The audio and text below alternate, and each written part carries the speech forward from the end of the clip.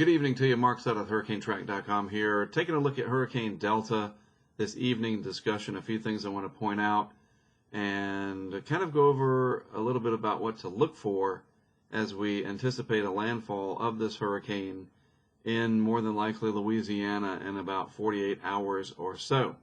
All right. Well, I am in Morgan City, Louisiana this evening with Brent Lynn and Greg Nordstrom. We are going to be working this hurricane together, setting out several camera systems, 10 to 12 live cameras, many pressure sensors, like a dozen pressure sensors, and one anemometer, which is a really nice R.M. Young anemometer. And you can follow along right here, patreon.com/HurricaneTrack. And we tie that in with our HurricaneTrack.com insider site, our crowdfunded project, the Hurricane Landfall Project. That is how you can join in. And I'll showcase this a little bit more once we get things up and running. It's easier to visualize once the cameras are running, but that's how you can follow along through that project there. So looking at the satellite imagery, there's some things that I have noticed, and all the years of doing this, you see things and you just go, man, that's just not a good sign. And what really jumps out at me right now is the way that this outflow, this giant, well, let's get the stroke on this thing right, this giant upper level anticyclonic flow all around the hurricane here.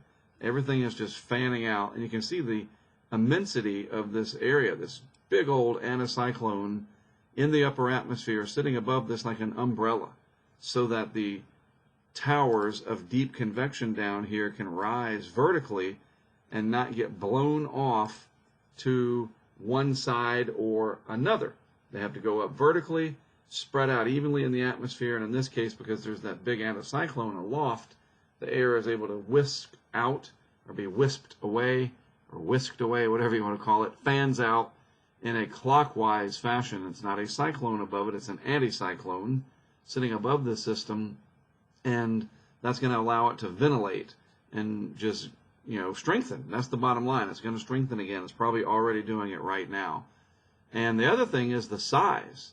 This has definitely grown in size since before making landfall along the Yucatan early this morning. And that means that the wind field is going to expand. It already has. It's going to do so more. And that's going to put a lot of people at risk of some storm surge up here from the coast of Louisiana and Mississippi all the way over down to parts of Texas. And that's a big area that's going to receive storm surge and wave run up to one magnitude or another.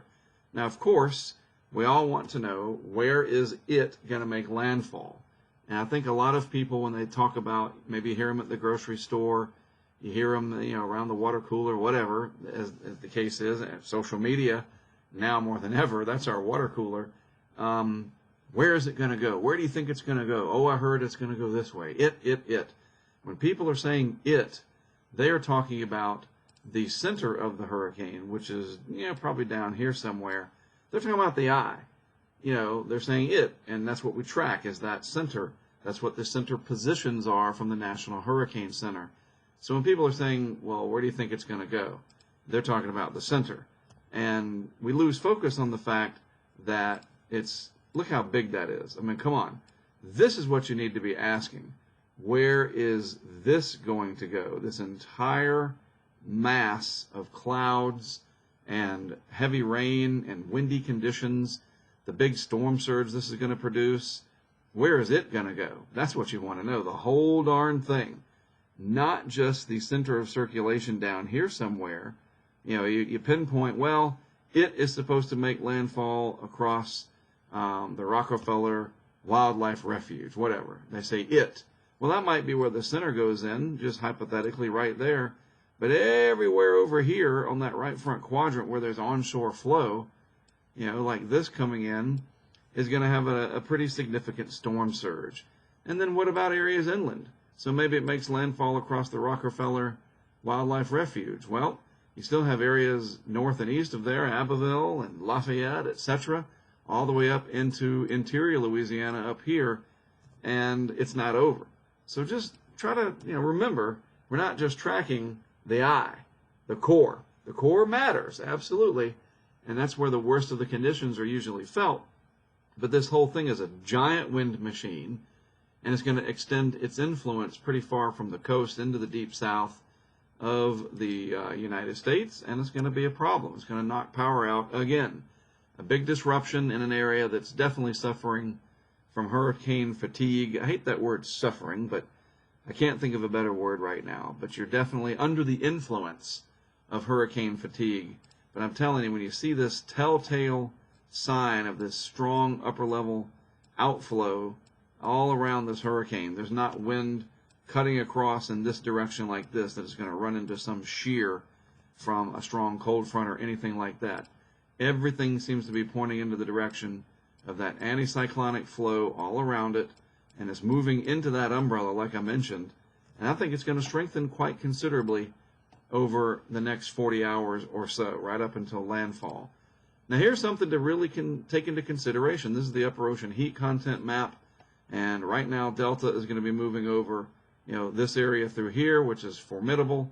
But even these lighter colors up here, and there's a little shading right there, tiny little coloration, just a gradient we call it. That's still some energy in the ocean there. And what upper ocean heat content is, it's not the warm water just at the surface that we're concerned about.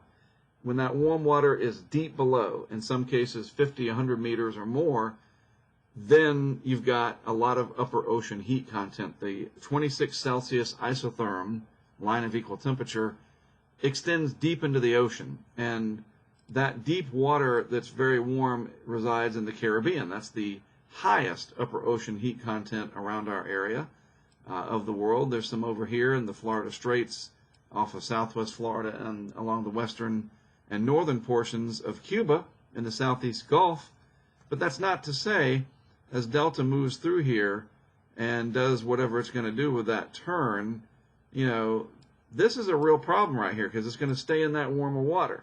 You see? So let me zoom in on this. This is something that I noticed as I was preparing these pictures tonight, these different graphics. If Delta makes landfall, let's mark this off in black. That'll show up pretty good.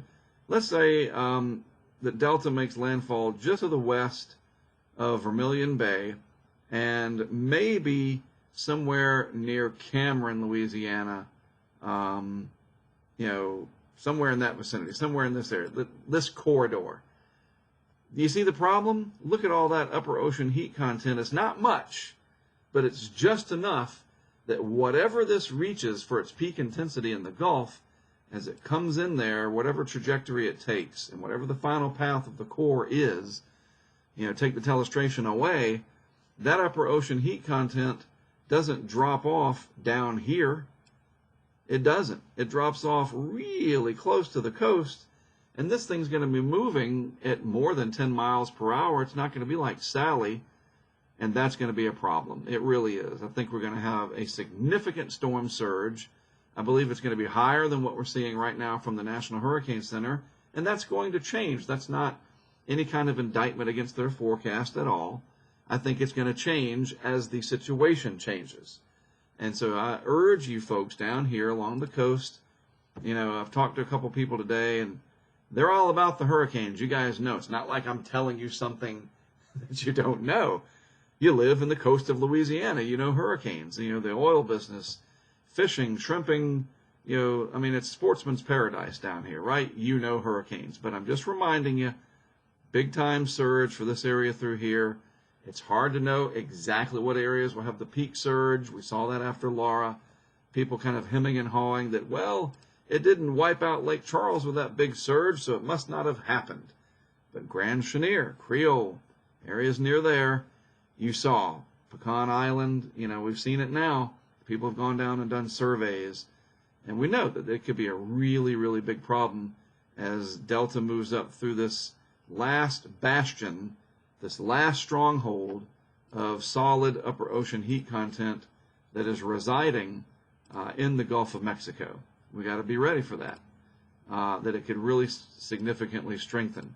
So a couple things to point out from the National Hurricane Center, just trying to help you out here in terms of things that I know that I can point you in the right direction. local info. Maybe you're brand new to my YouTube videos, to what I'm doing. And maybe you're on Facebook watching this through YouTube or whatever. And you're like, okay, well, what do I need to know for my area? Well, look at these links here. Houston, Galveston, Lake Charles, New Orleans, Baton Rouge, Mobile, Pensacola. Click on any of these. Maybe you are in the New Orleans, Baton Rouge area, so to speak. And you click on that, and it gives you all this local information. I mean, and it is rich. All these nice interfaces with what to expect from the different effects. And there's a lot here, but take it. You know, take it in, and try to make sense of it. Local products. They've got the watches and warnings, the hurricane local statement, Hurricane Delta local statement. It'll have a timestamp on it. It's current. It's written and authored by, same thing, people in your area that you're reading it, you know, about. You understand? So this is really, really helpful. And that can be found, again, right here on the home page of the National Hurricane Center. And there you go. So you might live down here in Mississippi. Just as an example, you would want the New Orleans, Baton Rouge one. You're maybe over here in Pensacola. Well, what's actually going to happen over here in Pensacola? I wonder. Then you click on that, and so forth and so on. One thing that I want to note real quick, I forgot to do this earlier, so let me pull up weather.gov, and hang on, let me see, Brent's sending me a text. Okay. All right. Just reading what he sent me. Hang on. Okay, I will be down in just a few minutes, and we can do that. Let me put the camera back on me. Hey, this is real time. We're working. He said he's got some really good video from his drone, and he wants to get it on my iPhone, so we got to get close together so he can airdrop. So one thing that I was thinking of, and this is a real problem, especially as it looks like this is shifting more to the west, and that is this gaping hole down here in southwest Louisiana, because the radar in Lake Charles is still out of commission. I forgot about that today. I was just like, oh, I mean, that's a real problem. We're not going to be able to monitor it like we would normally. We got Houston, Galveston, I get that, and there are other radars in the area, but that really sucks. I got to be honest with you. That's a real bummer. And it's going to hurt for us, you know, trying to get placement and understanding of where the core is and the different bands, because the radar sees stuff at an angle when it's farther away. The beam goes out at an angle, and it's hard to explain, but you know, the Houston Galveston radar is actually located, I can't remember exactly, somewhere down here. And you know, it can see over this way, but it's seeing farther out. You understand? It's not like it's close by. So that's a major bummer, and you know, thanks Laura, thanks for that. Ugh. All right, so real quick, the GFS here, 18Z run. I'm going to put a little red dot here. Now let's use something that'll stick out. Blue, at approximately where Cameron, Louisiana is located. Approximately right there. See that little blue dot? If you look real closely, that's the little blue dot. So let's put this into motion. And I'm using Cameron just as a reference, okay? It's just south of that lake. What is it? Lake Calcasieu, something like that. And the Lake Charles area. And so Delta comes up, and look at that. So at one point here, and let me just get over. I know my maps, but I'm not perfect. So Cameron, yeah, is just south of the lake. I mean, I'm just making sure. So that's pretty much accurate as to where Cameron, Louisiana is. 29.8, 93.3. So look at what happens here. By late tomorrow night, early Friday morning, the center of Delta here is actually west by a little bit of Cameron. The center actually swings out to the west of Cameron, Louisiana, for what it's worth. Again, there's Cameron, Louisiana right there, roughly. And let's move this on. And so it's still just west of there, still just ever so slightly west of there by 18Z Friday, which will be 1 p.m. in Cameron Friday afternoon. And then it goes just to the east of Cameron by right around sunset Friday night, according to this one model. Other modeling is going to be earlier and later and everything in between, I'm sure. But this is just one scenario that I'm showing you. And so that would put it in terms of landfall, and we can see that over on our tracking map. Of course, this is the National Hurricane Center forecast. This is not looking at the GFS any longer, but basically, I think we're going to see a shift west in this line this way just a little bit. Cameron, Louisiana, of course, is located right in here. Okay, there's Cameron. I believe this line is going to come over this way ever so slightly, and I bet, from what we're seeing, that the center of this is going to make landfall somewhere in this area sometime Friday. I mean, who knows? It could slide and be right exactly where they show the blue line here. This is the Hurricane Center official forecast. A couple other things to mention. The large size of this, you can see that back in the modeling over here. The large size, if we back this up just a little bit, try to get this working. There we go. As it approaches and rounds the corner there of the ridge, so to speak, you folks in Texas, from Freeport north, that's why you're under those watches and warnings down there, you're going to have some surge and some wave action and some problems. High Island, Galveston, you bet it is going to be a problem for you too. How much? I don't know. That's why you got to go to that weather.gov thing that I was showing you and read from Houston, Galveston. Read the hurricane local statement. I can't do this for you. You got to read it because, it's detailed information from that office. Dan Riley and other folks that I know down there. Bill Reed used to work there. Then he became director of the Hurricane Center. Now he lives in Friendswood. Story for another day, but there you go. So it makes landfall there. According to the GFS, it moves inland. And man, that's going to be a big problem. Lots of interior tree damage, more flooding, etc. And then it kind of slows down a little bit and then gets on out of there as the pattern produces another trough. And then look, another little piece of energy was trying to sneak in down there. We'll worry about all that later. Yeah, so that's the tracking map. What are we going to be doing? Well, like I said, I'm in Morgan City at the moment, which is right over in this area, right here. And we got Highway 90 that we can work all through here. And that goes through Abbeville, etc. Then we're going to drop down to 82 tomorrow. So our plan, I was just trying to get my bearings here. Our plan, we're going to leave Morgan City in the morning. Got 2 vehicles, like I said, like a dozen cameras, something like that, 10 or 12 live cams, a lot of GoPros to back those cams up. So our area is going to basically be Cameron, got to go to Cameron, to Creole, and then all along through the refuge here in Pecan Island. We're going to work with this guy, Alan, that mentioned on Twitter for me to give him a call earlier today because I was looking for anybody that knows people down there. And this area is heavily damaged from the surge and the wind from Laura. But it doesn't mean we're not going to cover it, especially if this were to happen during the daytime. But also would like to be able to put equipment up here as well. I don't want to ignore the inland aspect of this. So we're thinking about equipment in Lafayette, along these areas through here, probably something in Abbeville. We're going to figure all this out. With 10 to 12 cameras, we got plenty of firepower. Probably something as far east as Morgan City. Might even just do it from my hotel here or something. We'll see. Hopefully we don't lose power. We're definitely putting one down in Sycamore Point. We're going to be working with Don down there. He's got those hurricane markers, as you've seen, the storm surge markers. Might put something in Abbeville.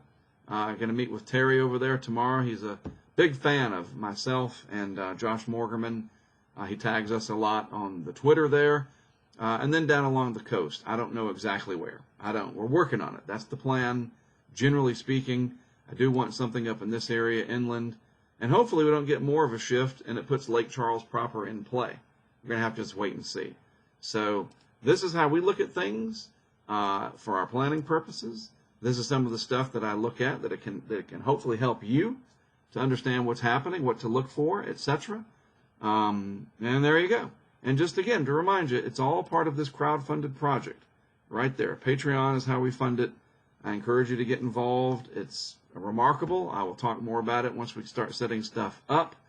But that's how we pay for it. All right? So patreon.com/HurricaneTrack. I'm also on Twitter at HurricaneTrack. You can see the little birdie there. And big thanks to Kari. She's one of our supporters over from the UK. that produces these slides for me, these thumbnails, etc. Very nice work. I really like it. It looks good. So thank you, Kari. All right, you guys have a great rest of your night. Hang in there. The hurricane season will end at some point, I promise. We'll see. And once we get through Delta, we'll see what's next. Hopefully nothing, because it's been a long one for all of us. Indeed, so has the whole year. And we just have a little over 2 months to go and all of that. Anyway, have a good evening. I'm Mark Seth with HurricaneTrack.com. I'll be back with more for you early in the morning.